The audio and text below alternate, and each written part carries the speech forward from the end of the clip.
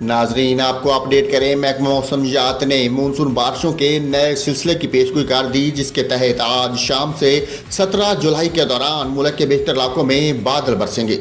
محکمہ موسمیات کے مطابق چند مقامات پر موسلادھار بارش اور ژالہ باری کا بھی امکان ہے، جبکہ طوفانی اور لینڈ سلائیڈنگ کے باعث متعلقہ اداروں کو الرٹ رہنے کی ہدایت بھی کی گئی۔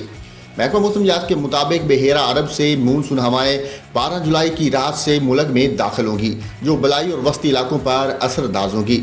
بدھ سے 17 جولائی کے دوران آزاد کشمیر میں گرج چمک کے ساتھ بادل برسیں گے۔ اس کے علاوہ مری، گلیات، اسلام آباد، گلگت بلتستان، خیبر پختونخوا، پنجاب، بلوچستان اور سندھ میں کہیں کہیں گرج چمک کے ساتھ بارش متوقع ہے، جبکہ چند مقامات پر موسلادھار بارش اور ژالہ باری بھی ہو سکتی ہے۔ محکمہ موسمیات کا کہنا ہے کہ موسلادھار بارشوں کے باعث نشیبی علاقے زیر آب آنے، پہاڑی علاقوں میں لینڈ سلائیڈنگ، آندھی اور جھکڑ چلنے سے کمزور انفراسٹرکچر کو نقصان پہنچنے کا خدشہ ہے۔